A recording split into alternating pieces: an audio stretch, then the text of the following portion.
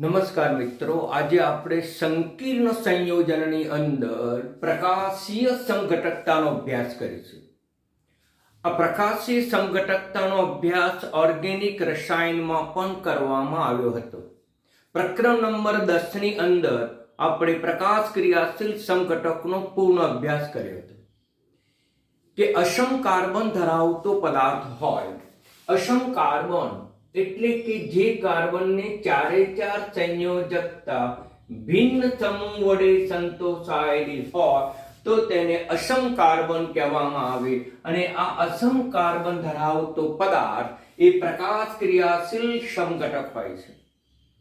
એને પ્રતિબિંબ સંઘટકો પણ પ્રાપ્ત થાય છે. અહીંયા આપણે અરીસો મૂકવામાં આવે તો એનું પ્રતિબિંબ આપણને આ રીતે પ્રાપ્ત થશે. આ એક તો એ જ, આ H છે, અહીંયા પ્રાપ્ત થશે. જે B છે, B સંઘટક છે, એ આ દિશામાં, અને જ્યારે C સમૂહ આ દિશામાં હશે. આમ આપણને બે સંઘટકો પ્રાપ્ત થાય જે એકબીજા ઉપર અધ્યારોપણીય નથી. અધ્યારોપણીય એટલે બંધ બેસતા નથી. દાખલા તરીકે B લઈએ, આલ્ફાબેટિકસ અંગ્રેજી. હવે આ અરીસો છે, એનું પ્રતિબિંબ લઈએ તો આ લઈએ. હવે આ પ્રતિબિંબ ઉપર પદાર્થ B પદાર્થ બંધ બેસતો ગોઠવી શકાતો નથી, એટલે અધ્યારોપણીય નથી એમ કહેવાય. દાખલા તરીકે C પદાર્થ લઈએ, એનું પ્રતિબિંબ આ રીતે પ્રાપ્ત થાય. તેના પ્રતિબિંબ ઉપર મૂળ પદાર્થ બંધ બેસી શકતો નથી, અધ્યારોપણીય નથી એમ મિત્રો કહી શકાય. ઘણા બધા ઉદાહરણો છે ઓર્ગેનિકમાં જે આપણે અભ્યાસ કર્યો હતો. તો અહીંયા પણ એ જ પ્રકારે અણુસૂત્ર સમાન, બંધારણીય સૂત્ર પણ સમાન, પરંતુ લિગેન્ડની ગોઠવણી દિશાકીય છે. કારણ કે લિગેન્ડ એક દ્વિતીયક સંયોજકતાથી જોડાય છે, અને દ્વિતીયક સંયોજકતા સદિશ છે, દિશાકીય ગુણધર્મ ધરાવે છે. તેથી જોડાતા લિગેન્ડ અવકાશમાં ભિન્ન દિશામાં ગોઠવાય છે. વિવિધ દિશામાં લિગેન્ડની ગોઠવણીને પરિણામે સમઘટકો ઉદ્ભવે છે, અને જે સમઘટકો એકબીજા ઉપર અધ્યારોપણીય કરી શકાતા નથી. અહીંયા ABCD સમૂહ છે, જ્યારે સંકીર્ણની અંદર ABCH એ શું છે? ABCH એ લિગેન્ડ હશે અથવા તો પરમાણુ સમૂહ હશે. તો એ જ પ્રકારનો ઓર્ગેનિકમાં જે રીતે આપણે પ્રકાશ ક્રિયાશીલ સંઘટકોનો અભ્યાસ કર્યો હતો, તે જ રીતે આપણે સંકીર્ણ સંયોજનોમાં પણ પ્રકાશ ક્રિયાશીલ સંઘટકોનો આપણે અભ્યાસ કરીશું. અણુસૂત્ર સમાન, બંધારણીય સૂત્ર પણ સમાન, લિગેન્ડની દિશાકીય ગોઠવણી ભિન્ન હોવાને કારણે ઉદ્ભવતા સમઘટકો છે. આ સમઘટકો એકબીજાના પ્રતિબિંબી સમઘટકો છે, જે એકબીજા ઉપર અધ્યારોપણીય કરી શકાતા નથી. એને માત્ર પોલરીમીટરની મદદથી જ છૂટા પાડી શકાય છે. પોલરીમીટરની મદદથી ધ્રુવીકૃત પ્રકાશનું કોણાવર્તન કરે, ધ્રુવીકૃત પ્રકાશનું કઈ દિશામાં ભ્રમણ કરે, તેને આધારે બે પ્રકાર પાડવામાં આવે છે. ધ્રુવીકૃત પ્રકાશનું ભ્રમણ કઈ દિશામાં, તેના આધારે બે પ્રકાર. એક દક્ષિણા ભ્રમણ, જેને ડેક્સ્ટ્રો અથવા પ્લસ સંઘટક તરીકે ઓળખવામાં આવે. બીજું વામ ભ્રમણીય, જેને લીવો સંઘટક અથવા માઇનસ સંઘટક તરીકે ઓળખવામાં આવે છે. અસમ કાર્બન ધરાવતા પદાર્થને કિરાલ પદાર્થ તરીકે ઓળખવામાં આવે. એ જ રીતે આ પ્રકારના પદાર્થ કે અણુને કિરાલ અણુ તરીકે ઓળખવામાં આવે. અને એ જે ગુણધર્મ છે એને કિરાલિટીનો ગુણધર્મ તરીકે ઓળખવામાં આવે. દ્વિદંતી લિગેન્ડ હોય તો તેમાં આપણને પ્રકાશીય સમઘટકો જોવા મળે છે. દ્વિદંતી લિગેન્ડ અને અષ્ટફલકીય સંકેતોમાં જ જોવા મળે. એટલે કે એ સંકરણ કયું થયું હશે તો કે sp3d2 અથવા તો d2sp3 સંકરણમાં જ જોવા મળે છે. અન્ય સંકરણમાં આપણને જોવા મળતું નથી. મિત્રો, ગઈ વખત પણ કીધું હતું મેં કે sp3 સંકરણ ધરાવતા સંકીર્ણમાં કોઈ જ પ્રકારની સમઘટકતા નથી, કોઈ પ્રકારની સમઘટકતા નથી. જ્યારે 4 સવર્ગાંક હોય, 4 સવર્ગાંક, ત્યારે આપણને જો DsP2 સંકરણ થાય, સમતલીય રચના ધરાવે, તો તેમાં આપણને ભૌમિતિક સમઘટકતા જોવા મળે છે. આ પ્રકારના સંકરણ ધરાવતા પદાર્થમાં ભૌમિતિક સંઘટકો પણ છે અને પ્રકાશ ક્રિયાશીલ સંઘટકો પણ છે. તો એની પણ આપણે ચર્ચા કરીશું મિત્રો. તો આપણે બરાબર ધ્યાન આપવું કે અહીંયા દ્વિદંત લિગેન્ડ ધરાવતો સંકીર્ણ પણ સવર્ગાંક કેટલો? અષ્ટફલકીય છે, એટલે સવર્ગાંક 6 હોય. એટલે જેનો સવર્ગાંક 6 હોય, સવર્ગાંક 6 હોય, એટલે સવર્ગ બંધ કેટલા હોય? તો સવર્ગ બંધ 6 હોય. તેમજ આ પ્રકારની સમઘટકતા જોવા મળે છે. કાર્બનિક સંયોજન જેવું જ છે, અણુસૂત્ર સમાન, બંધારણીય સૂત્ર પણ કેવું? સમાન. પરંતુ અવકાશમાં લિગેન્ડની ભિન્ન ગોઠવણીને કારણે ઉદ્ભવતા સંઘટકો જે એકબીજાના પ્રતિબિંબી હોય છે, પરંતુ એકબીજા ઉપર અધ્યારોપણ કરી શકાતા નથી, એકબીજા ઉપર બંધ બેસતા ગોઠવી શકાતા નથી, એને આપણે કહીશું પ્રકાશી સમઘટકતા. માત્ર પોલરીમીટરની મદદથી જ અલગ કરી શકીએ છીએ. એ ધ્રુવીભૂત પ્રકાશનું કઈ દિશામાં ભ્રમણ કરે, કઈ દિશામાં ફેરવે, તેના આધારે બે પ્રકાર, એક ડેક્સ્ટ્રો, બીજો લીવો, પ્લસ અથવા માઇનસ, આવા અણુઓને કિરાલ અણુ કહેવામાં આવે. આવો ગુણધર્મ ધરાવતા સંકીર્ણને માં કિરાલિટીનો ગુણધર્મ જોવા મળે. સામાન્ય રીતે દ્વિબંધ ધરાવતું સંકીર્ણ, મારી બોલતે દ્વિદંત ધરાવતો સંકીર્ણમાં અને અષ્ટફલકીય આ આવશ્યક અને પર્યાપ્ત શરત છે. પ્રકાશ સંઘટક ક્યારે જોવા મળે? અષ્ટફલકી હોવો જોઈએ, યાને કે 6 સવર્ગબંધ હોવા જોઈએ, યાને કે દ્વિદંત લિગેન્ડ એની સાથે જોડાયેલો હોવો જોઈએ. એક તો ઓછામાં ઓછો દ્વિદંત લિગેન્ડ હોવો જોઈએ. ઉદાહરણ તરીકે લઈએ આપણે કોઈ પણ ધાતુ આયન સાથે ઓક્ઝલેટ જોડવું 3, આનો પ્લસ n હોય તો અહીંયા n-6 થશે. મિત્રો ઓક્ઝલેટ જે છે એ ઓક્ઝલેટ ઉપર -2 વીજભાર છે. એવા 3 છે તે 6, એટલે આના ઓક્સિડેશનાંકમાંથી 6 બાદ કરો એમ આ સવર્ગ સ્પીસીસનો વીજભાર થશે. સવર્ગ સ્પીસીસનો વીજભાર થયો. હવે એની ધાતુ આયન જે છે એ ધાતુ આયનની અંદર 6 સવર્ગબંધ હશે. તો આપણે કેન્દ્રમાં ધાતુ આયન દોરવાનો, 6 સવર્ગબંધ દોરવાના. આ 6 સવર્ગબંધ પૈકીના જે 4 સવર્ગબંધ છે એ પાટિયાના સમતલમાં હશે, બાકીના 2 સવર્ગબંધ હશે તે પાટિયાના સમતલથી બહાર અને પાટિયાના સમતલની પાછળ હશે. હવે આપણે ઓક્ઝલેટ આયન એ દ્વિદંત લિગેન્ડ છે, એટલે 2 સવર્ગબંધ સાથે જોડાશે, એટલે લખાય આ રીતે ઓક્ઝલેટ, એક સવર્ગબંધ, બીજો. એ જ રીતે ઓક્ઝલેટ, એક સવર્ગબંધ, બીજો, ત્રીજો ઓક્ઝલેટ પણ એક સવર્ગબંધ, બીજો. તો આ પ્રકારની આપણને રચના જોવા મળે અને આ રીતે લખવાની પ્રથા છે. જે સંકીર્ણ નું ચિહ્ન છે, સંકીર્ણ સ્પીસીસનું જે ચિહ્ન છે એ અણુસૂત્રમાં કાટખૂણ્યા કૌંસમાં લખાય છે, જ્યારે બંધારણીય સૂત્રની અંદર સમઘટકની અંદર એક નાનો કાટખૂણ કરીને એની ઉપર વીજભાર લખવાની પ્રથા છે. હવે વચ્ચે આપણે અરીસો મૂકવામાં આવે. મિત્રો બરાબર સમજો, અરીસો છે તો પછી કેન્દ્રમાં ધાતુ આયન આવશે અને એની સાથે 6 સવર્ગબંધ હશે. આ દોરી દેવાનો આપણે મિત્રો. હવે ઓક્ઝલેટ આયન એની સાથે લિગેન્ડ બંધ બનાવે છે, 6 સવર્ગબંધ. અને એનું પ્રતિબિંબ જુઓ મિત્રો. હવે આનું પ્રતિબિંબ તમે જુઓ ડાબા હાથનું, તો પછી જમણો હાથ આવે ને. એ જ રીતે આ જે ઓક્ઝલેટ છે એ ઓક્ઝલેટ આ દિશામાં છે, જ્યારે એનું પ્રતિબિંબ લઈએ તો આ દિશામાં આવે. આ પણ સરળતાથી સમજી શકીએ કે ઓક્ઝલેટ આયન આ બાજુ ડાબી બાજુ છે, પણ જ્યારે એનું પ્રતિબિંબ દોરીશું ત્યારે એ ઓક્ઝલેટ આયન એ જમણી બાજુ ગોઠવાયેલો હશે. એ જ પ્રકારે આ ઉપરની તરફ જમણી બાજુ હશે તો એનું પ્રતિબિંબ ઉપરની તરફ જ પણ ડાબી બાજુ ગોઠવાયેલું હશે. એ જ રીતે આ જમણી બાજુ હશે, ધાતુ આયનની જમણી બાજુ હશે પણ નીચે તરફ હશે, જ્યારે એના પ્રતિબિંબમાં ડાબી બાજુ આવશે પણ નીચે તરફ. તો આ રીતનું આપણને એનું પ્રતિબિંબ જોવા મળે, જે એકબીજા ઉપર અધ્યારોપણી નથી.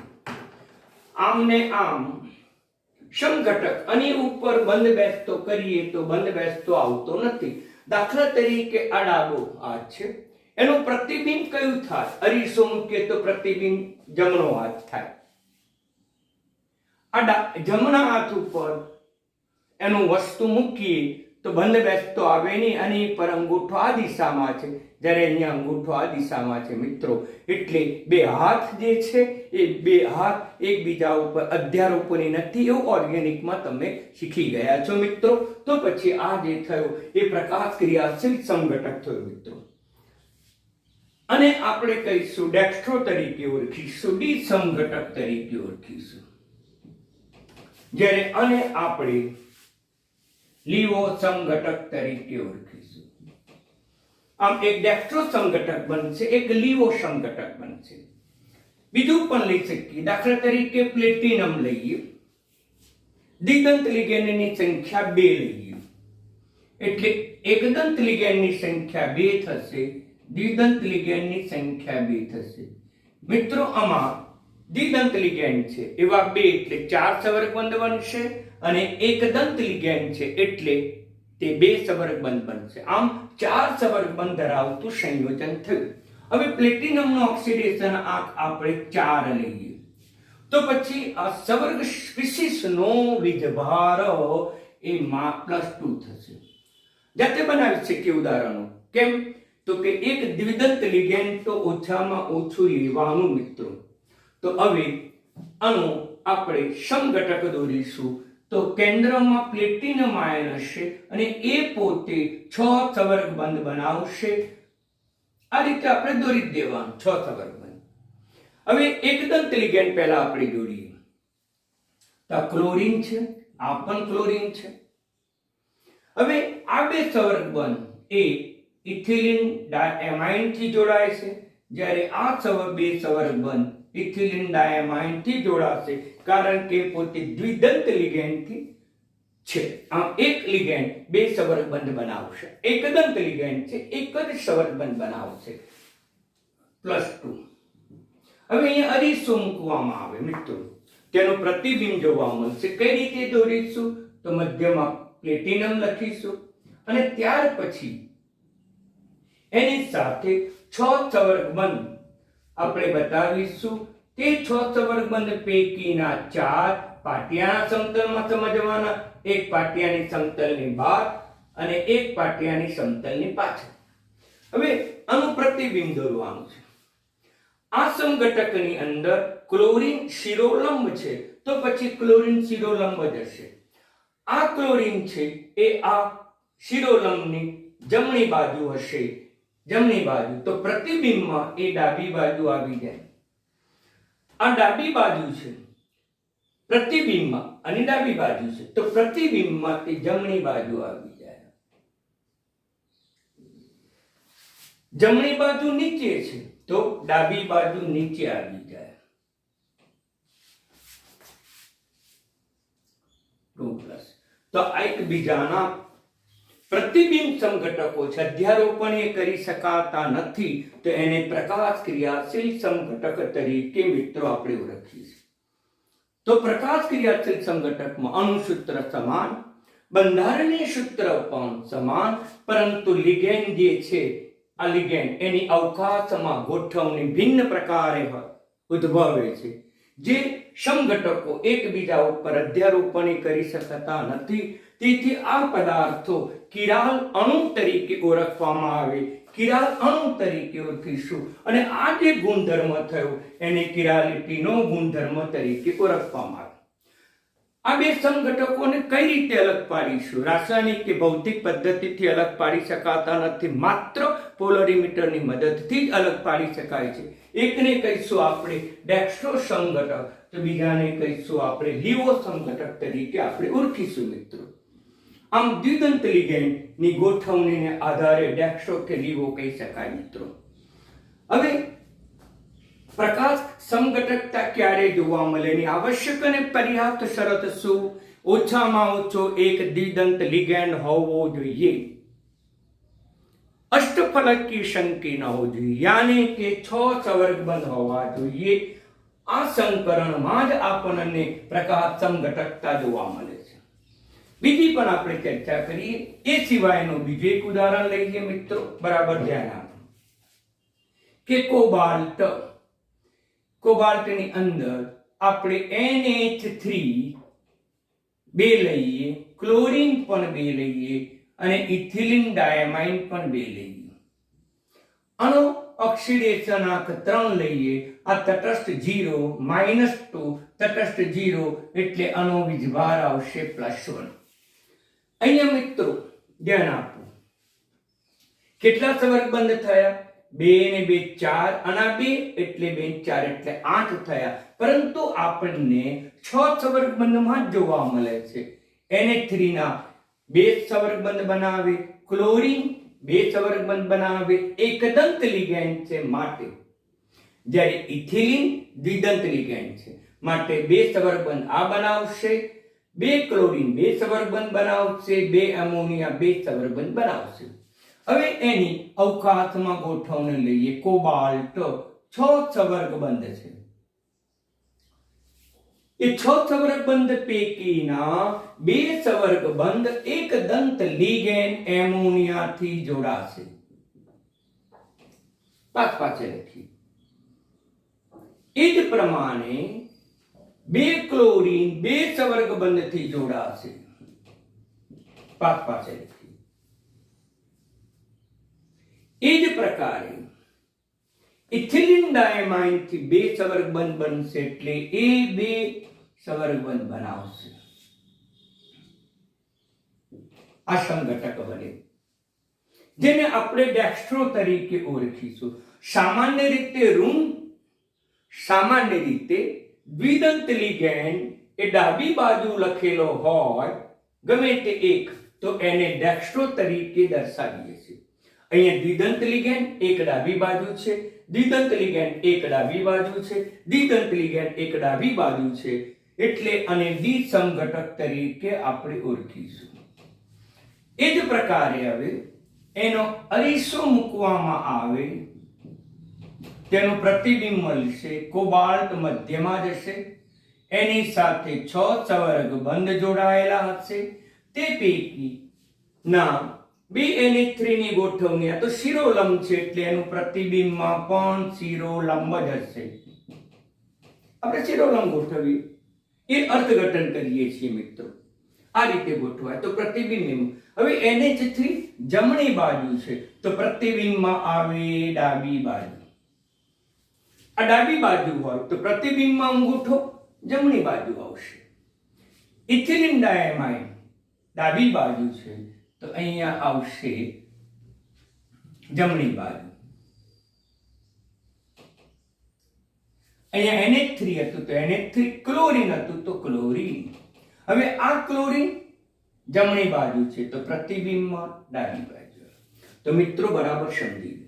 તો આમ આપણને પ્રકાશ ક્રિયાશીલ સમઘટકો જાતે પણ ઉદાહરણ બનાવી શકીએ અને એ આકાર એના સમઘટકો પણ દોરી શકીએ. પણ યાદ રાખો, ઓછામાં ઓછો એક દ્વિદંત લિગેન્ડ હોવો જોઈએ.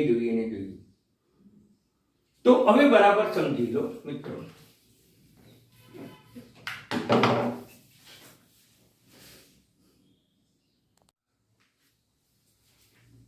વિદ્યાર્થી મિત્રો, બહુ જ અગત્યનું, ભૌમિતિક સમઘટક અને પ્રકાશ ક્રિયાશીલ સમઘટક, આ બંને વચ્ચેની તુલના. તો પહેલું, તે ભૌમિતિક સમઘટક ક્યારે પ્રકાશ ક્રિયાશીલ સમઘટક બની શકે? તો ભૌમિતિક સમઘટકો બે પ્રકારના હતા, એક શીત સમઘટક અને એક ટ્રાન્સ સમઘટક. તે પૈકીનું માત્ર શીત સમઘટક જ પ્રકાશ ક્રિયાશીલ બની શકે. ટ્રાન્સ સમઘટક પ્રકાશ ક્રિયાશીલ બની શકતો નથી. માત્ર શીત સમઘટક જ પ્રકાશ ક્રિયાશીલ બને છે. બીજું, બધા જ લિગેન્ડ દ્વિદંત હોય તો માત્ર પ્રકાશ ક્રિયાશીલ સમઘટક જ મળે, ભૌમિતિક સમઘટક મળતો નથી. ઉદાહરણ તરીકે આની અંદર બધા જ લિગેન્ડ દ્વિદંત છે, એટલે કે દ્વિદંત લિગેન્ડ ઇથિલિન ડાયમાઇન હોઈ શકે, OX હોઈ શકે, PN હોઈ શકે.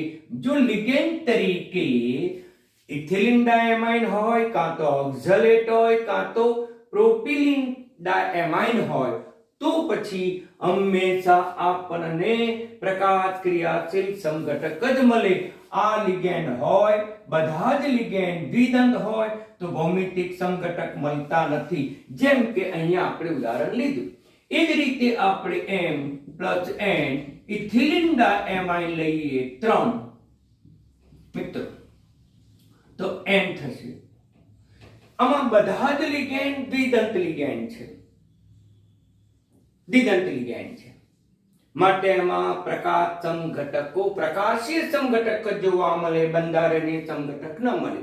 આ OX ની જગ્યાએ તમે EN લખી નાખો એટલે એનો ડેક્સ્ટ્રો સમઘટક અને લીવો સમઘટક આપણને પ્રાપ્ત થાય. ફક્ત લિગેન્ડ OX એની જગ્યાએ EN લખી નાખો. તો બરાબર ધ્યાન આપો કે લિગેન્ડ જ્યારે દ્વિદંત જ હોય, બધા 3 દ્વિદંત લિગેન્ડ હોય ત્યારે આપણને પ્રકાશીય સમઘટકતા જોવા મળે. જો એકદંત લિગેન્ડ જોડાયેલો હોય તો ભૌમિતિક સમઘટકતા જોવા મળે, અને એના બે પ્રકાર છે મિત્રો. અહીંયા એકદંત લિગેન્ડ પણ છે, અને એકદંત લિગેન્ડ હોવાથી બે પ્રકારની સમઘટકતા ધરાવે, ભૌમિતિક પણ ધરાવે, પ્રકાશ ક્રિયાશીલ સમઘટકતા પણ ધરાવે. હવે બરાબર સમજી લો મિત્રો, ધ્યાન આપો. એક ઉદાહરણ લઈએ, વેરી મોસ્ટ ઇમ્પોર્ટન્ટ ઉદાહરણ છે, પરીક્ષામાં આ પૂછાઈ જાય છે, થિયરીમાં ઘણી વખત પૂછાય ના શક્ય સમઘટકો. તો પહેલા તો આપણે ભૌમિતિક સમઘટક દોરીએ. તો ભૌમિતિક સમઘટક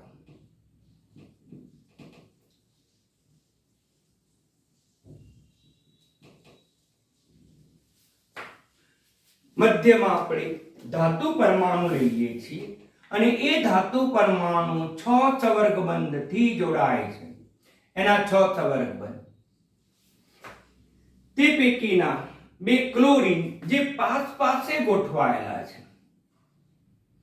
આ ઉપરાંત 4 સવર્ગબંધ એ ઇથિલિન ડાયમાઇન થી પૂર્ણ થાય છે, ઇથિલિન ડાયમાઇન સાથે જોડાય છે. મિત્રો આ કયો સમઘટક થયો? તો અહીંયા સમાન સમૂહ પાસે આયા, અને સમાન સમૂહ પાસે આયા એટલે આ થઈ ગયો શીત સમઘટક. હવે એનો ટ્રાન્સ પણ આપણે દોરી શકીએ મિત્રો. તો ટ્રાન્સ સમઘટક અહીંયા દોરું છું, પ્લેટિનમ સાથે 6 સવર્ગબંધ.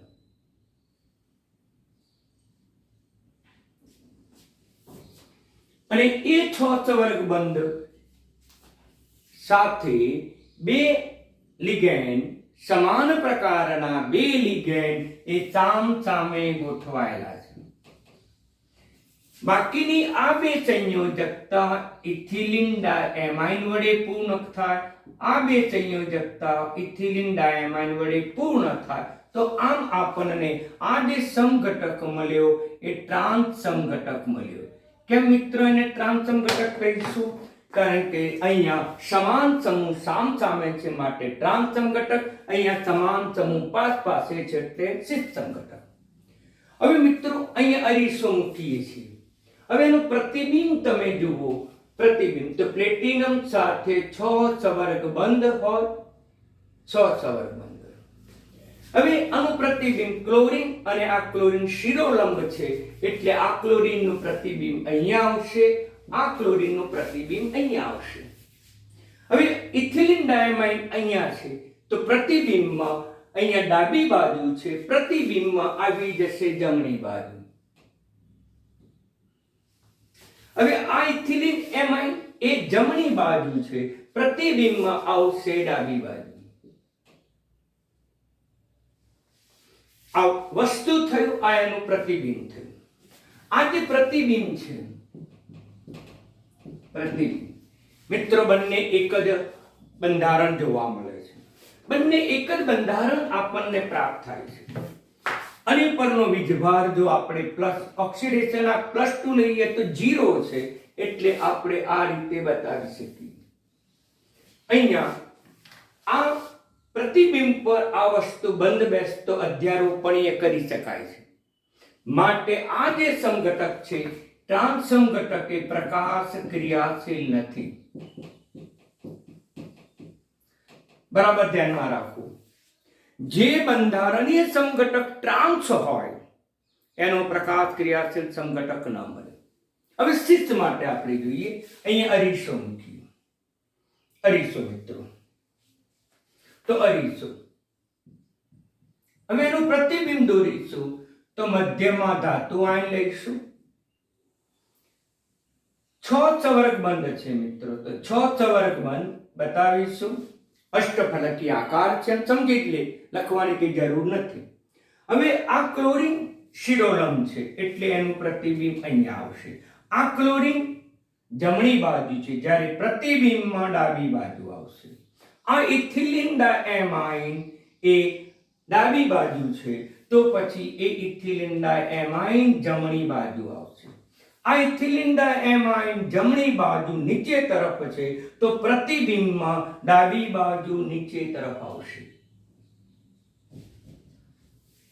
આ સમઘટક શીત સમઘટક જ કહેવાય, કારણ કે સમાન સમૂહ પાસે છે માટે. પરંતુ આ વસ્તુ છે, આ એનું પ્રતિબિંબ છે, એકબીજા ઉપર અધ્યારોપણ કરી શકાતું નથી. વસ્તુ કરતા પ્રતિબિંબ ભિન્ન આવ્યું. અહીંયા વસ્તુ જેવું જ પ્રતિબિંબ આવ્યું, માટે અધ્યારોપણ કરી શકાય. માટે ટ્રાન્સ સમઘટકનો પ્રકાશ ક્રિયાશીલ સમઘટક કદાપી ન જોવા મળે. માત્ર શીત સમઘટકનો જ પ્રકાશ ક્રિયાશીલ સમઘટક જોવા મળે, તો આ શીત સમઘટક થયો, એનો પ્રકાશ ક્રિયાશીલ સમઘટક આપણને પ્રાપ્ત થાય. આ વિધાન બરાબર ધ્યાનમાં રાખજો કે જે શીત સમઘટક છે એનો જ પ્રકાશ ક્રિયાશીલ સમઘટક છે. તો મિત્રો આમાં શક્ય સમઘટકો દોરો, તો આપણે આ બે શક્ય પ્રકાશ ક્રિયાશીલ દોરવાનો અને એક ટ્રાન્સ. તો શક્ય સમઘટકો કેટલા? તો મિત્રો જવાબ આવશે 3. 3 શક્ય સમઘટકો છે. 2 પ્રકાશ ક્રિયાશીલ શીત અને એક ટ્રાન્સ સમઘટક. મિત્રો અહીંયા આપણે EN દ્વિદંત લિગેન્ડ છે એ ડાબી બાજુ આવ્યો, એટલે સ્વાભાવિક રીતે એને ડેક્સ્ટ્રો તરીકે આપણે ઓળખીએ છીએ. અહીંયા દ્વિદંત લિગેન્ડ એ જમણી બાજુ આવ્યો, માટે એને લીવો સમઘટક તરીકે આપણે ઓળખીશું. અને ડેક્સ્ટ્રો સમઘટક જ્યારે અને લીવો સમઘટક તરીકે ઓળખી શકાય મિત્રો. આમ જે સમઘટકોમાં બધા જ લિગેન્ડ દ્વિદંત હોય તો એમાં માત્ર ને માત્ર પ્રકાશ ક્રિયાશીલ સમઘટક જોવા મળે. અષ્ટફલકીય સંકીર્ણમાં ઓછામાં ઓછો એક દ્વિદંત લિગેન્ડ હોય, એક દ્વિદંત લિગેન્ડ, તો પછી એનો ભૌમિતિક સમઘટક પણ બને છે મિત્રો, અને પ્રકાશ ક્રિયાશીલ સમઘટક પણ પ્રાપ્ત થાય છે. આમ બરાબર ધ્યાનમાં રાખજો. હવે આપણે તમે જાતે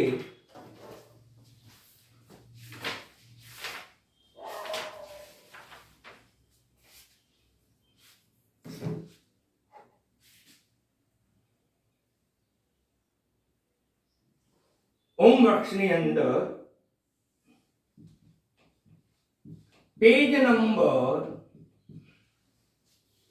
265 એનો પ્રશ્ન નંબર 9.10 અને 9.11 મિત્રો, તો તેમાં પ્રશ્નો આપેલા છે મિત્રો. તો તમે સરળતાથી બધા જ સમઘટકો દોરી શકો મિત્રો. એટલે બરાબર તમે તૈયાર કરો. બિલકુલ સરળ છે, અઘરું નથી. છતાં એક ઉદાહરણ લઈએ.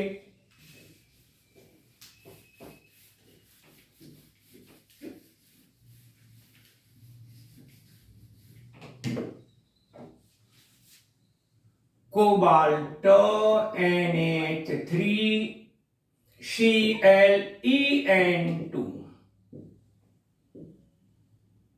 +2 અને સમઘટકો 9.11 એનો આ બીજો છે. આનો સમઘટક બીજો. કેટલા સવર્ગ બંધ બનાવ્યું? તો એક સવર્ગ બંધ. આ એક સવર્ગ બંધ જ્યારે ઇથિલિન ડાયમાઇન દ્વિદંતી લિગેન્ડ છે એટલે બે સવર્ગ બંધ બનાવે, પણ એની સંખ્યા 2 છે એટલે ટોટલ 6 સવર્ગ બંધ છે. એટલે અષ્ટફલકીય સંકીર્ણ છે. ઓછામાં ઓછો એક દ્વિદંત લિગેન્ડ છે અને એને પરિણામે ભૌમિતિક સમઘટક પણ બનશે અને પ્રકાશ ક્રિયાશીલ સમઘટક પણ બનશે. તો સૌપ્રથમ આપણે ભૌમિતિક સમઘટક દોરવાનું.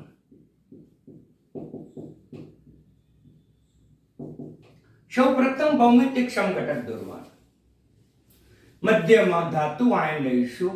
6 સવર્ગ બંધ છે એટલે આપણે 6 સવર્ગ બંધ બતાવીશું. હવે એની અંદર એક સવર્ગ બંધ NH3 સાથે, એક સવર્ગ બંધ ક્લોરીન સાથે, બાકીના 2 સવર્ગ બંધ ઇથિલિન ડાયમાઇન સાથે. અહીંયા મિત્રો બરાબર સમજો. સમાન સમૂહ સામ સામે આયા એટલે આને કહીશું ટ્રાન્સ સમઘટક. ટ્રાન્સ ભૌમિતિક સમઘટક થયો અને ટ્રાન્સ શબ્દ એ ભૌમિતિક સમઘટક છે. અરીસો મૂકવામાં આવે તો કેન્દ્રમાં ધાતુ આયન, એની સાથે 6 સવર્ગ બંધ હોય. NH3 અને Cl શિરોલંબ છે તેથી તેનું પ્રતિબિંબ તેનું તે. આ ઇથિલિન ડાયમાઇન ડાબી બાજુ છે, પ્રતિબિંબમાં જમણી બાજુ આવે. અહીંયા જમણી બાજુ છે, પ્રતિબિંબમાં ડાબી બાજુ આવે. મિત્રો આ બંને એક જ સમઘટક છે. અધ્યારોપણીય થઈ શકે છે, બંનેનું આકાર એક જ પ્રકારનો જોવા મળે એટલે આ પણ સમાન સમૂહ એ કાર્બન મોનોક્સાઇડની સામસામે છે અને સમાન સમૂહ સામસામે હોવાથી આ પણ ટ્રાન્સ સમઘટક છે. એને પ્રકાશ સમઘટક નથી.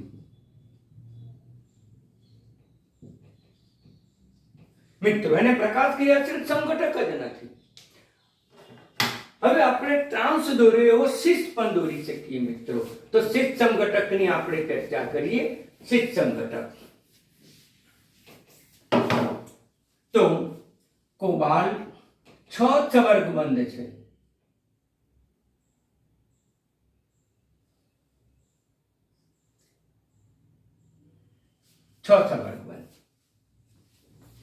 આ 6 સવર્ગ બંધ પૈકીના 2 સવર્ગ બંધ એકદંત લિગેન્ડ થી એટલે આપણે NH3 અહીંયા બતાવીશું, Cl અહીંયા બતાવીશું.